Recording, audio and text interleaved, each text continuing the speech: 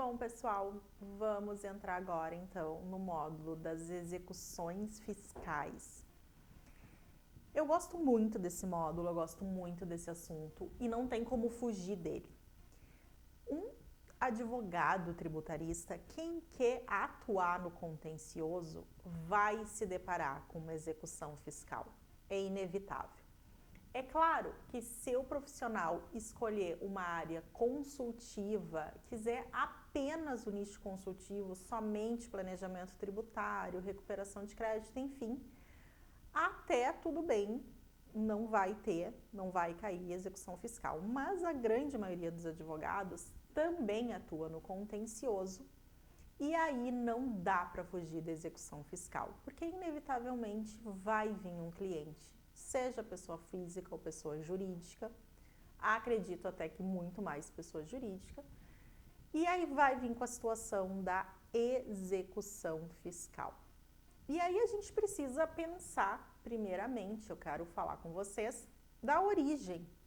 Como é que surge a execução fiscal? Então, pessoal, a execução fiscal ela vai surgir de uma inscrição na dívida ativa, tá, do contribuinte. Essa inscrição da dívida ativa, que é um documento, ela é um título executivo extrajudicial e através dela, então, será ajuizada a execução fiscal. Falei em termos gerais por quê? Porque essa execução ela vai poder ser ajuizada ou no âmbito federal pela União, ou no âmbito estadual, né, por algum estado, ou municipal aí por algum município. Vai depender do que se trata então essa dívida, né? Qual é o tributo, qual é a origem? Se é um tributo federal, estadual ou municipal, né? Então como é que vai se originar essa execução fiscal? Então essa é a origem, o que vai acontecer? Houve o lançamento, né? Pode ser que tenha ocorrido também toda uma discussão na esfera administrativa, pode ser que essa notificação de um lançamento tenha originado uma impugnação, tenha resultado num julgamento no âmbito administrativo, tem o prazo para que o sujeito passivo efetue o pagamento. Não faz o pagamento, vai ocorrer a inscrição em dívida ativa. Depois dessa inscrição, é remetido para a procuradoria fazer o ajuizamento da execução fiscal, porque até então tudo é feito no âmbito administrativo. Vamos pensar no federal, Receita Federal. Os auditores da Receita Federal lançam, quando, né, for caso deles lançarem, pode ser que seja um tributo por homologação, então um próprio imposto de renda, pessoa jurídica, que é a própria pessoa jurídica que faz a declaração, calcula o valor do imposto, faz o pagamento. Então, falando ainda no âmbito administrativo, falando em Receita Federal, acontece todo o processo de lançamento do tributo, venha a ocorrer a inadimplência, então o sujeito passivo não efetua o pagamento lá na Receita Federal e essa dívida ativa, então, este número de processo, ele é encaminhado para a Procuradoria. E aí a gente chega no âmbito jurídico, saímos lá da parte administrativa, dos auditores, enfim, fomos lá para os procuradores, aí já é outra área, né? Agora chegamos na jurídica, os procuradores fazem o que então? Com a documentação recebida, sabendo que esse sujeito passivo está inscrito em dívida ativa, eles vão ajuizar uma execução fiscal. Tentei falar bem beabá aqui, tá? E até digo, era uma dúvida, assim, que quando eu comecei a advogar, aí a gente fala com advogados mais experientes, eu ia numa reunião, e aí eu já escutava, não, mas é que esse débito aqui, ele já está na procuradoria, ele não está mais lá na Receita. E aquilo me deixava confusa. Onde é que está? Receita, procuradoria, para onde é que foi, de onde é que surgiu? Então, eu ficava angustiada, tinha vergonha de perguntar. Por isso, eu já venho trazendo toda a origem disso e mostrando qual é a diferença, o que é um débito estar na procuradoria. E isso é algo que a gente escuta até com certa frequência. Pode ser que venha algum cliente para vocês e o contador diga, dê essa informação, olha só, esse débito que o cliente quer negociar já está na procuradoria. Porque pode ser que essa inscrição, esse débito já tenha sido encaminhado para a procuradoria, mas ainda não foi ajuizada a execução fiscal. Porque vamos lá, os procuradores também têm um monte de trabalho, não é do dia para a noite, chegou o documento, ajuizou, não é um sistema que aperta o botão. Então, existe muitas vezes um processo, né, um tempo aí, tem aí uma média de uns 3 meses, mais ou menos, até ser ajuizada uma execução fiscal. Então, vai ter alguns momentos que vocês vão escutar algum contador dizer que o débito já está na procuradoria. O que isso quer dizer? Ele não está mais lá com a Receita, então tu não vai, o advogado não vai conseguir negociar com a Receita se o débito já foi para a procuradoria. Aí, quando ele chega na procuradoria, vai ter que ser lá com o procurador, já na outra esfera, e vem os honorários. Vamos pensar numa empresa normal. Enquanto a empresa está ligando e cobrando, está negociando com a empresa. Se a empresa manda para o jurídico que quem está ligando para cobrar são os advogados, já tem os honorários, né? Enquanto é com a empresa que a gente está acordando. Quando se recebe uma execução, já tem honorários, né? Então, é a mesma coisa aqui no âmbito tributário. Bom, então, como eu disse, vai ser aí quase impossível na vida de vocês, advogados, não ter uma execução fiscal, e já passaram muitas e muitas e muitas por mim.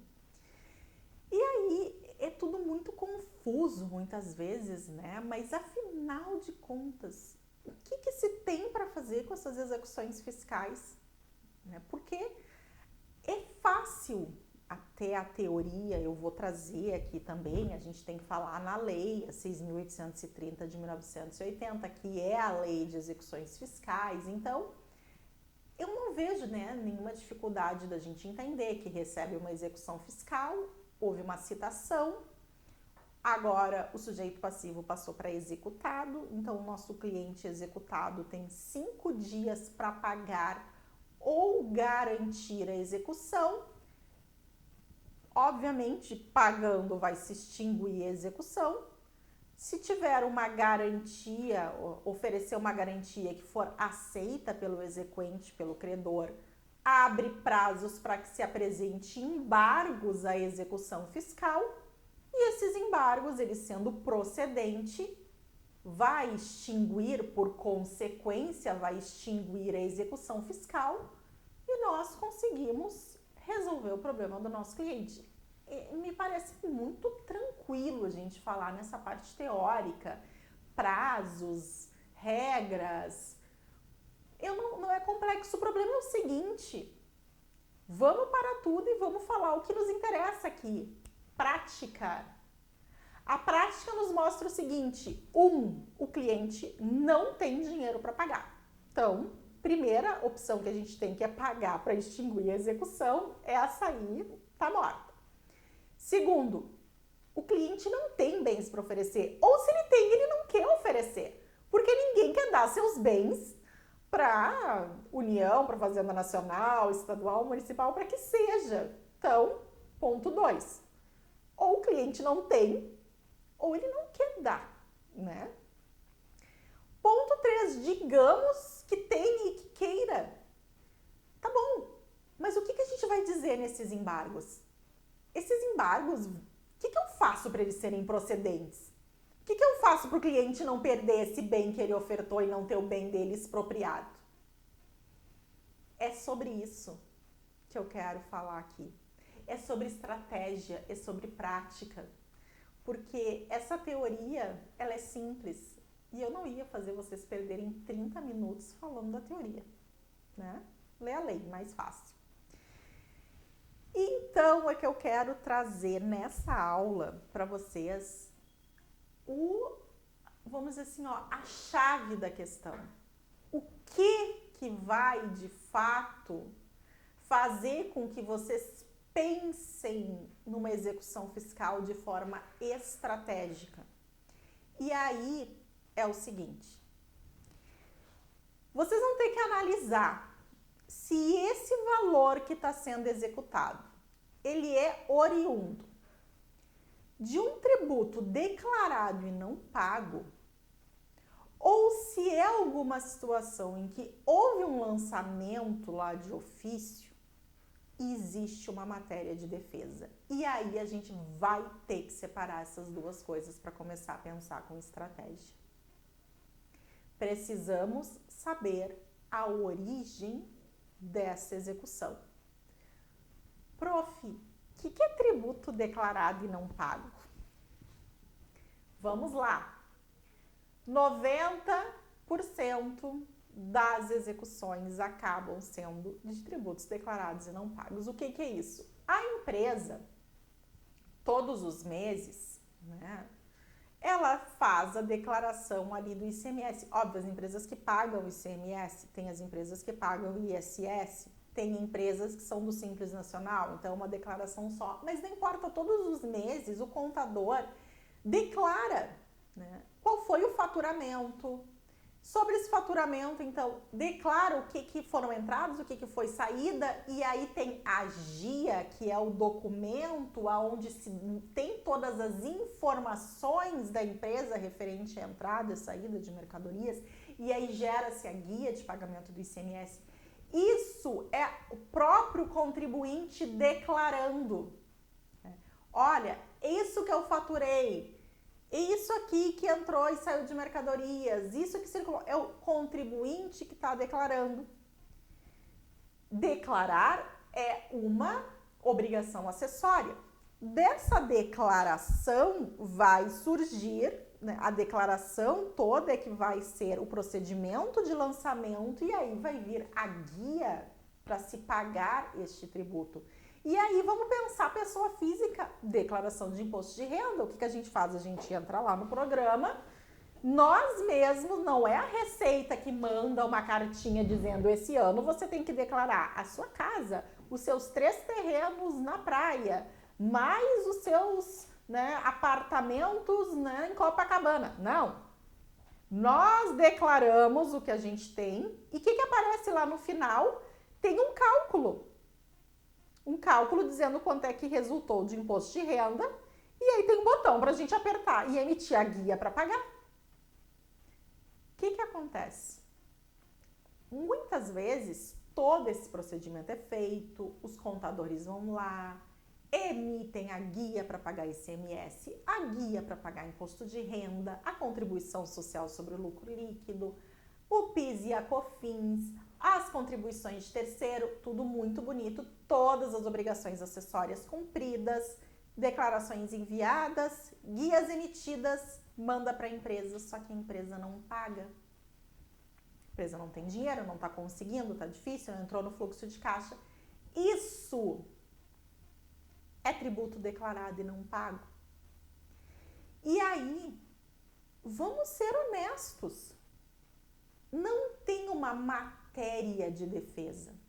Se a gente for lá e apresentar um bem à penhora, ou se o próprio exequente buscar um bem e penhorar, houver um bloqueio na conta do valor, houver bloqueio de veículos, né, a penhora de veículos, de caminhões, né, de imóveis, ok, abre o nosso prazo para fazer embargos.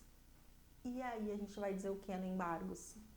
A empresa está sem dinheiro, a empresa não pôde pagar, não teve dinheiro, a pessoa física ali, o executado não teve dinheiro, o embargante não. Não, né, gente, isso não é matéria de defesa. E é nesse ponto que eu quero chegar. De forma bem prática, nós precisamos separar, porque as estratégias serão diferentes. A estratégia do cliente que não tem uma matéria de defesa para aquele que tem a matéria de defesa, tá? Então, essa vai ser a primeira situação que a gente precisa ficar atentos para conseguir, de forma efetiva, resolver o problema do nosso cliente. A partir partir daí, nós vamos falar agora sobre embargos à execução, vamos falar sobre exceção de pré-executividade, que é um excelente meio de defesa da qual não é necessário garantir juízo, apresentar nada. Vamos falar sobre outros tipos de estratégia para que a gente possa estar suspendendo a execução, evitando expropriações de bens, depois que a gente consegue conhecer o nosso cliente e entender se a gente vai ter aí uma boa matéria de defesa, e às vezes tem sim, porque acontece do cliente receber, né, uma multa, por exemplo, e a gente conseguir mostrar que aquilo foi indevido, que aquela multa é desproporcional. Tá, daqui a pouco o cliente recebeu um auto de lançamento, um auto de infração, teve uma autuação, e não foi possível ir na esfera administrativa conseguir anular, né, esse lançamento. O lançamento foi confirmado, foi procedente, e a gente só vai conseguir fazer isso na esfera judicial. Então é muito importante nesse primeiro momento, tá, gente? Então, como introdução, eu quero falar isso para vocês.